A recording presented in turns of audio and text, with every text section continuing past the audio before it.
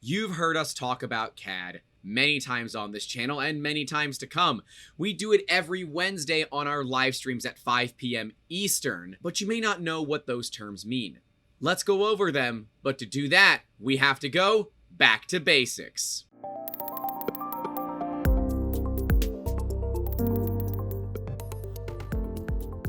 Thanks for joining us, and hopefully we're going to do a great job at explaining all of this, so make sure you have a snack.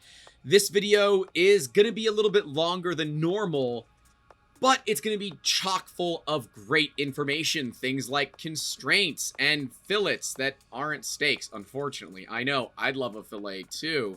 But even talking about things like constraints and things like revolves, lofts, sweeps, so many different things that we can do inside of CAD. And we know that they can get a little bit tricky. Let's try to disseminate that information and make it easy to understand. Hey, while you're hanging out with us, make sure to hit that subscribe button, leave us a like, and in the comments, if I've missed anything, please let me know, and I'll make sure to do a great follow-up video for you guys. But let's get into it. We are looking at the bare bones of Fusion 360, and last week on our live stream on June the 3rd, you actually saw us make these parts for a friend of mine, 3Gun Kenzie. These are magnetic covers for one of the mounts that she uses in her competitions. This is her company logo and all the things that come with it. But there are some terms that we use in here like revolves, circular patterns, copy pasting, which I know sounds normal, but it's not in CAD, extrudes, fillets, and all that. Let's talk about it. By the way, if you like this video and you want to learn terms more, come hang out with us on the live stream where we're going to use these terms practically to build really cool stuff, and you can actually comment on those live streams because we take your comments and we turn them into future live streams. It's a really cool way for you to interact directly with me and the staff here at 3D Musketeers. But we're going to start with origin because that's the first thing that really matters here. No, not the PC builder, but the origin of where all things started. Yes, 0, 0, 0.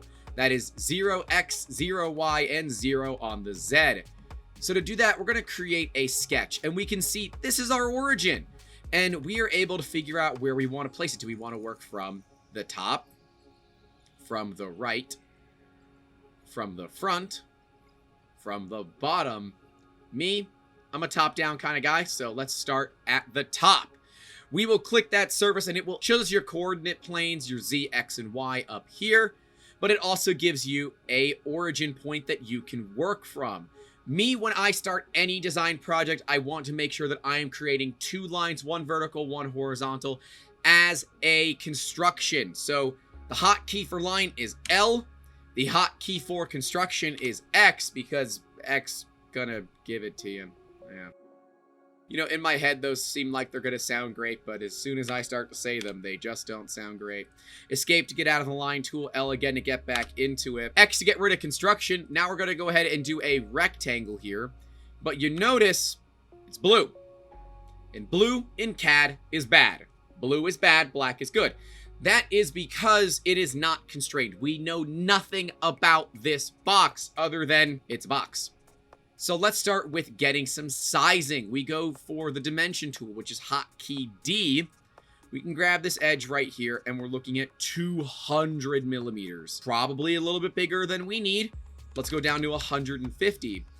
But you might say, Grant, I don't like metric. I'm an American, and I use American sizes. Well, then you can just call it 4 inches. It's the same thing. That's the nice thing about Fusion 360 and CAD. You can input whatever you want. And if you prefer to work in SAE instead of metric, you can do that. It's simple. There's settings where you can change it, but since the 3D printing industry is all in metric, we do this in metric as well. So now that we have our sizing, the box is still blue. That's a problem. And so what we need to do is reference where it is at in space. So again, we got to grab our dimension tool. You can reference it from the origin point, and we can do that if you'd like. Hit D for dimension. We can reference it from the origin point to here. It's the exact same as if you were measuring it from that line. It's just how you want to look at it. Right, so 35. Let's just go to straight 35, make it easy. And you see the top and bottom are constrained, and that means I cannot move the part up or down. I can only move it side to side. And we can also do the same thing for this edge here. 78, let's make it 75, and there you go, we have a fully black box, and that's what we need to record flights on an airplane. Ta-da! Magic. Actually, no, that's wrong. That's a joke. I hope you got that. But this is all fully constrained. When it's fully black, it means it's constrained. If we try to do something else like perpendicular, sketch geometry is over constrained. It will warn you and say, hey, dummy, it's over constrained. So just be aware of that. We're going to grab some lines. We're going to grab a line from here, another one from here, and another one to here. These lines are going to help us understand constraints. So let's talk about it. We want this point here, which is coincident with this line. Okay, so that is coincident. It means the point of the end of this line here is on the same plane as this line. It's pretty awesome. And that means that I can take this and move it up or down, but it will never not come attached from here and not come attached from down here. But we want this to be in the middle. And yes, you can viably just drag it until you see the triangle on the screen. Or you can hit midpoint and click the line. That will lock it into the midpoint. So there you go. That's another constraint for midpoint. We want here and here to be at a 90-degree angle. We can hit perpendicular to this line, and boom, it's now perpendicular. And the trick is, we can take this and move it wherever we want, and this will still stay at a 90-degree angle. We cannot... Yeah, we can move this up, but it must always stay in line in a 90-degree angle. It's pretty awesome. Now, we can also have a line coming off of here to here. We want to take this point and put it up here. We will go ahead and grab the coincident and bring it there. Now, we have an issue. It is because that this point is at a 90-degree angle. It won't let us be on that same plane. So we can look at adjusting stuff, but it may not work. Yeah, there we go. We can kind of get it in where it will stay. This point, let's make a coincident with that point. And there you go. Things are still not constrained because we don't know where they're located. To do that, we can hit the D key. We can grab here and here. We see that's 36.1, and all of that just came into constraint. I want to make it 36 dead even. We are still missing this one line. We can do the dimension from there, and let's call it, I don't know, 25. I don't really like 25. Let's go with 45 so it stays within the box. Okay, but Grant, what if I'm doing a circle? Well, that's no problem. C for circle, go ahead and draw it out. We're going to hit D for dimension so we can get the dimension of our circle, and that will take us to 150 millimeters. We can then dimension it. We can even dimension it from this part here, which will reference, again, that reference edge. Reference edging is incredibly important when you're dealing with CAD. For circles, we have a little bit different of constraints. You can do things like tangenting. So if we have a line, L for a line, we draw a random line, but we want it to be tangent on the circle. You can literally just click it, and there you go. It's all tangent on itself. Now, let's say you wanted to move the line instead of the circle. Well, that won't happen unless the circle is fully constrained. So to do that, we grab another constraint from here to here. Okay, beautiful. Now, if we want to make this piece tangential, we click that to that, and there you go, fully tangential. That means no matter where we move this line, it maintains on a tangential path with the circle. Now, if we want to also make the end of the line on the circle, we can also make a coincident. And that means no matter how we move this, it always stays on. That also includes angles. So there you go, it always stays on the circle. Now, if we have two circles, right, so let's do another circle, and we want them to be concentric. We have the concentric, so we go here and here. There you go, concentric. Now, you can also cheat and use the offset tool, which is O, and make it whatever size you want, and it stays concentric. But if you're using circles, you need them to be concentric, you've got that as well.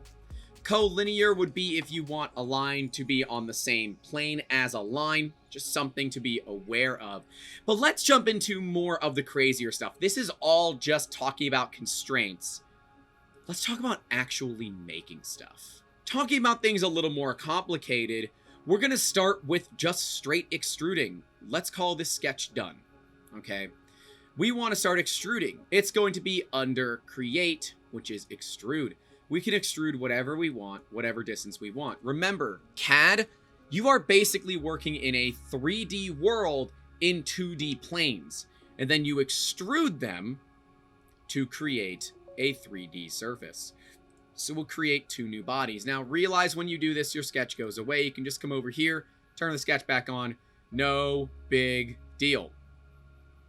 However, now we have our shape, and we want to look at doing some things like chamfering. Chamfering just takes an edge and cuts it in.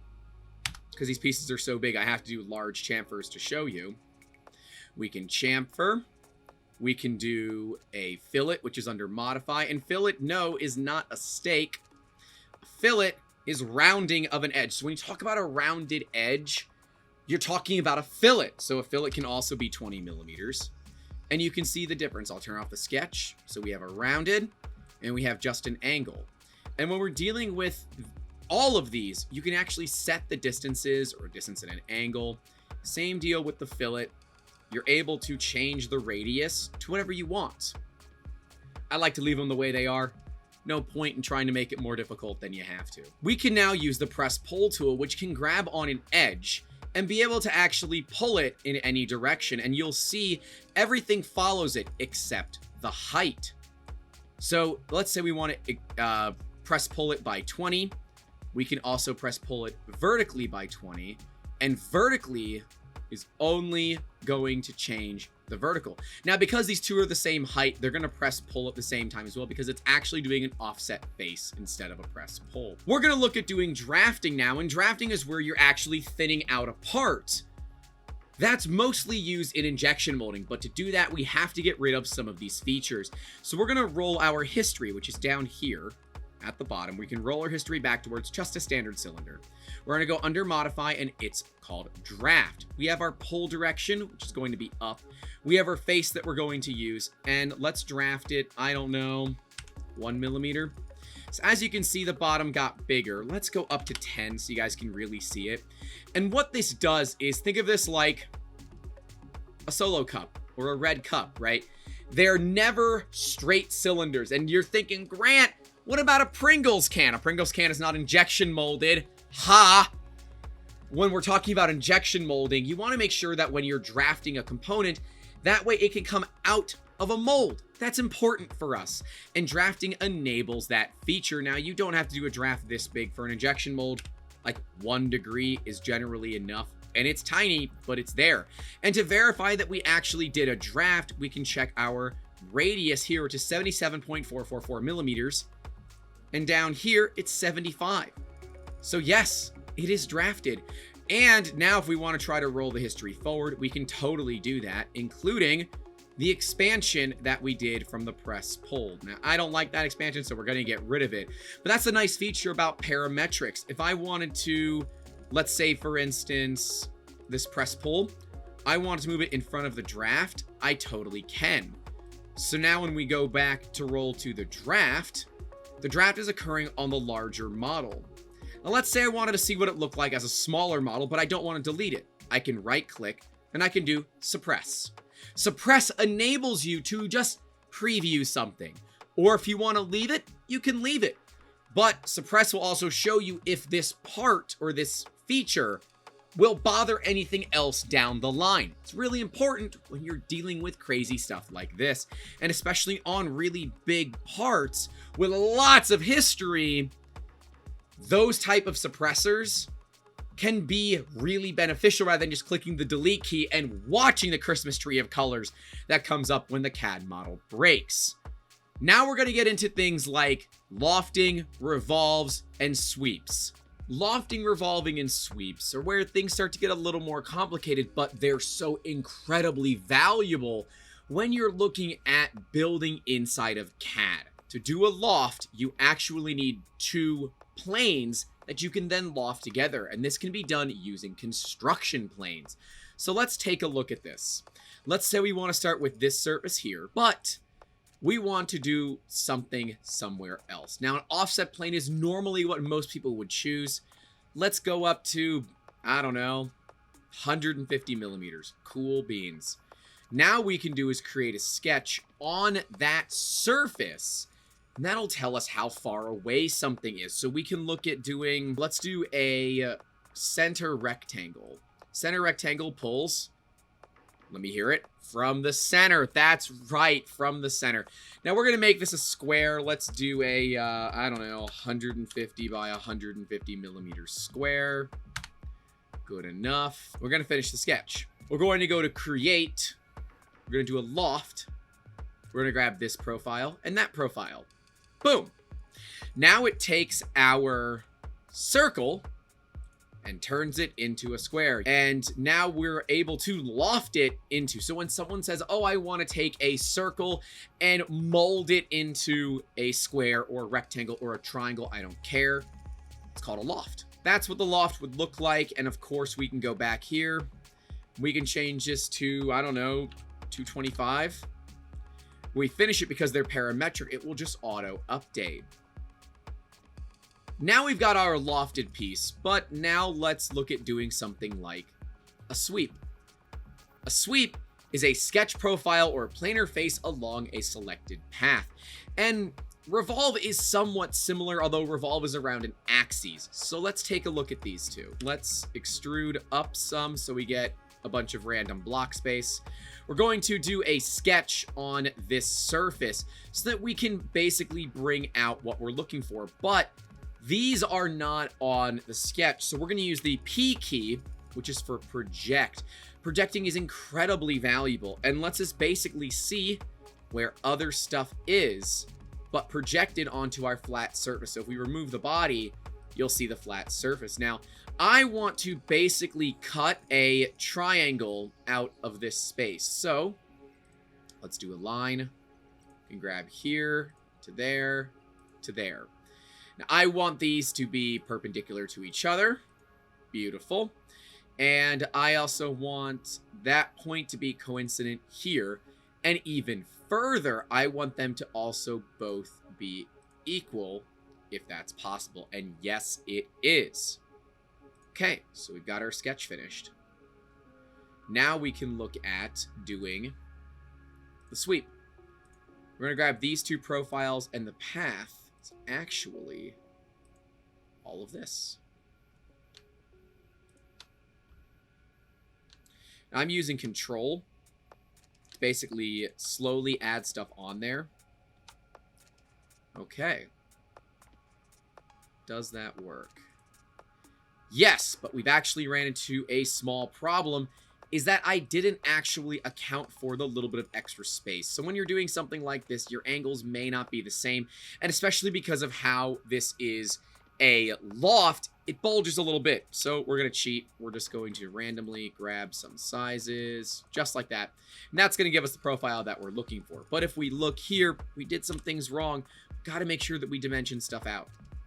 There you go. That's what I needed to dimension. This stuff doesn't matter to me for dimensioning because I'm literally just using it for the sweep. So we're going to grab it, grab that as well. And yes, it cuts out way more, but it actually doesn't cut out effectively anymore. So there's our cut. Okay, now let's work on the revolve. To do that, let's build something that we want to have on the top of this. So let's build, I don't know, let's have some fun. We're going to construct a midplane between here and here. That gets us an axis right along the center that we can play from. Create a sketch off of that.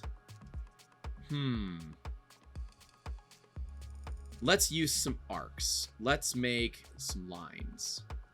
Well, actually, first, let's make our construction lines so we have them.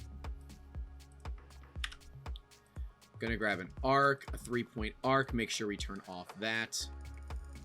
I don't know. Let's do something like that.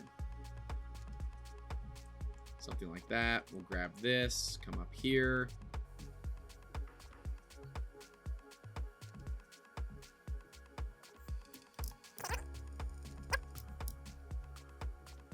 We've got our crazy design that we're going to revolve, but we do need to make it solid. Now we can actually cheat and take these off of being construction, and now we'll have a solid surface.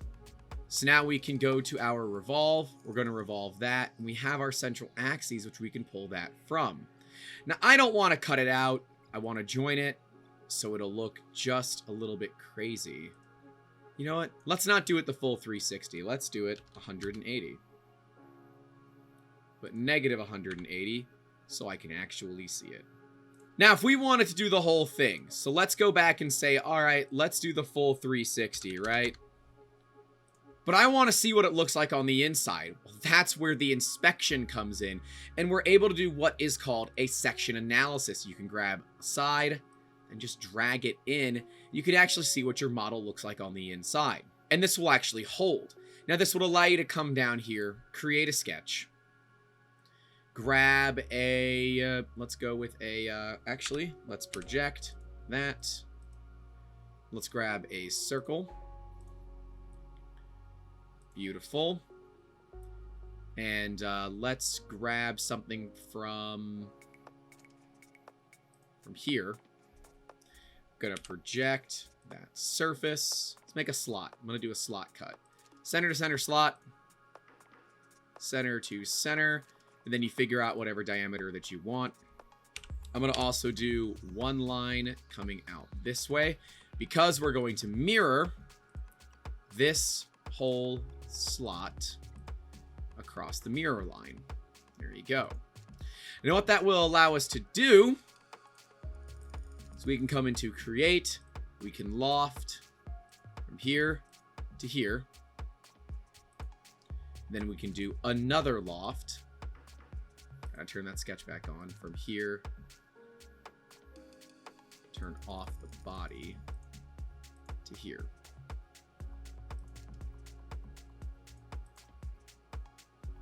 And what we end up with is a hollow structure that, well, technically runs into things, but you wouldn't really be able to tell that it was hollow unless you used your section analysis. Now, clearly, I didn't set those in the middle. So if we wanted to go back and fix that, we can come over here and say, okay, we want to create a point.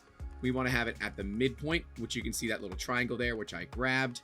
And now we can say that we want to have a line from here over. Going to make that line a construction line. We're going to take that point and make it coincident, that line. Now when we finish, those points will meet up evenly.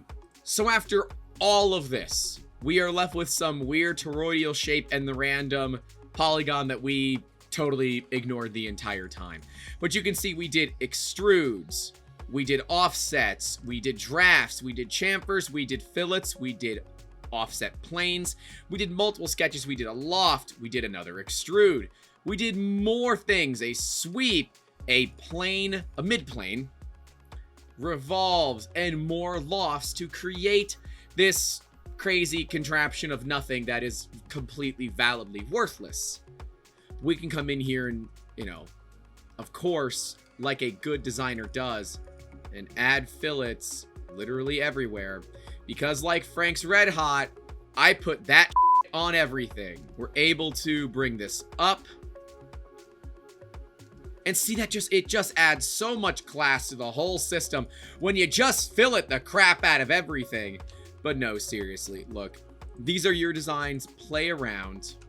We want you guys to have fun. We want you to learn CAD in a way that makes it valuable to you rather than a way that is just watching some weird guy on the internet. And, well, we believe that there's a lot of value here. And hopefully you do as well. We've done a lot of crazy stuff in this video. Let me know if there's anything you want covered further in a video in the comments below.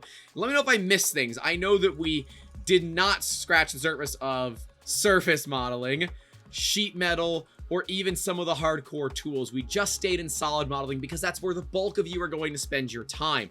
We will eventually get into surface, sheet metal, and tools. That also requires me to do some more learning as well. Anyways, I hope you enjoyed this one. Again, let me know in the comments. Don't forget to get subscribed and leave this video a like because it helps our channel grow immensely. I know You don't like it when creators say it, but it works, so we're gonna keep saying it until it stops working. Anyways, hope you enjoyed the video. Don't forget to call your loved ones, and as always, keep making awesome. Have a good one.